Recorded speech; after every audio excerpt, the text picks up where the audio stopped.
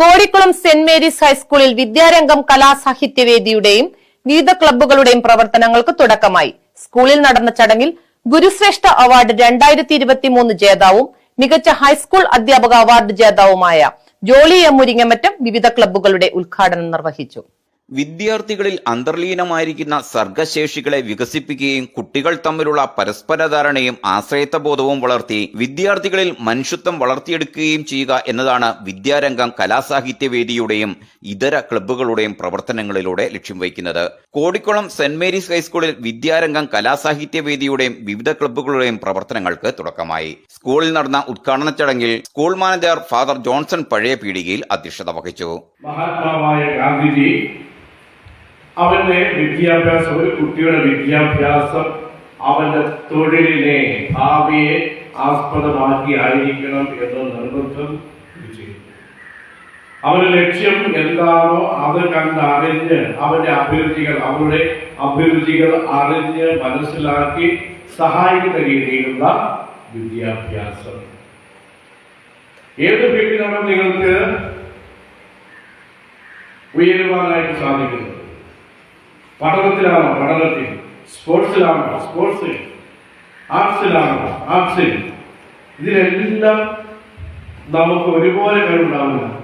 പക്ഷേ ഏതെങ്കിലും ഒരു കാര്യത്തിൽ Karimannoor saint Joseph higher secondary school മുൻ അധ്യാപകനും ഗുരുശ്രേഷ്ഠ അവാർഡ് 2023 ജേതാവും കോതമംഗലം രൂപത കോർപ്പറേറ്റ് വിദ്യാഭ്യാസ ഏജൻസിയുടെ 2023 മികച്ച ഹൈസ്കൂൾ അധ്യാപക അവാർഡ് ജേതാവുമായ ജോളി എം മുരിങ്ങമറ്റം വിദ്യാരംഗം കലാസാഹിത്യവേദിയുടെയും വിവിധ ക്ലബ്ബുകളുടെയും പ്രവർത്തനോദ്ഘാടനം നിർവഹിച്ചു. അവൻ സാധാരണ സ്കൂളിൽ വിട്ടുപോയി വീട്ടിൽ ചെന്നപ്പോൾ ഈ കത്ത് അമ്മയുടെ കൈ കൊടുത്തു. അമ്മ വളരെ ആകാംക്ഷാപൂർവം ആ കത്ത് തുറന്നു വായിച്ചു. അപ്പൊ നമ്മുടെ കുഞ്ഞ് തോമസ് കുട്ടി അമ്മയുടെ മുഖത്തേക്ക് നോക്കിയപ്പോ അവന് തോന്നി എന്തോ വശപശമുണ്ടല്ലോ, എന്തായിരിക്കും ഈ കത്തിനകത്തുള്ളത്.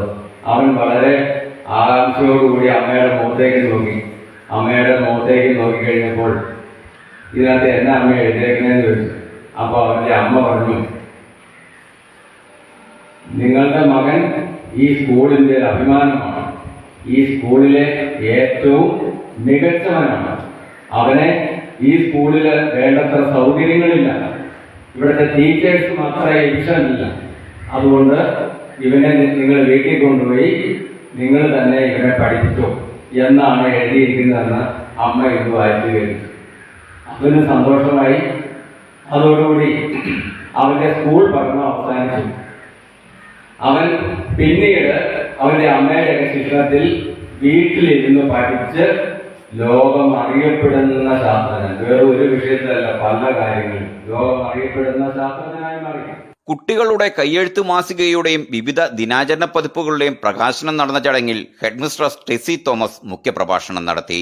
അതോടൊപ്പം തന്നെ കുട്ടികളുടെ സർഗാത്മക ശേഷികൾ വളർത്തിയെടുക്കുന്നതിനും അതുപോലെ തന്നെ ഭാഷാ നൈപുണ്യങ്ങളും കലാപരമായ കഴിവുകൾ വളർത്തിയെടുക്കുക, വികസിപ്പിച്ചെടുക്കുക എന്ന ലക്ഷ്യത്തോടെയാണ് വിദ്യാരംഗം കലാസാഹിത്യ വേദികൾ സ്കൂളുകളിൽ പ്രവർത്തിച്ചു വരുന്നത്. അതോടൊപ്പം തന്നെ കലയോടൊപ്പം തന്നെ നമുക്കറിയാം, ശാസ്ത്ര വിഷയം ഗണിതമായാലും ശാസ്ത്രമായാലും അതുപോലെ തന്നെ സാമൂഹ്യ ശാസ്ത്രമായാലും ഇതിനെല്ലാം ഒപ്പം തന്നെ കലയോടൊപ്പം തന്നെ പ്രാധാന്യമർഹിക്കുന്നു.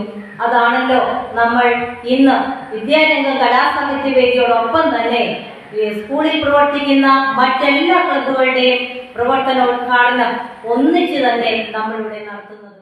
സ്കൂളിലെ കുട്ടികൾ അവതരിപ്പിച്ച വിവിധ കലാപരിപാടികൾ ചടങ്ങിന് കൂടുതൽ മിഴിവേകി.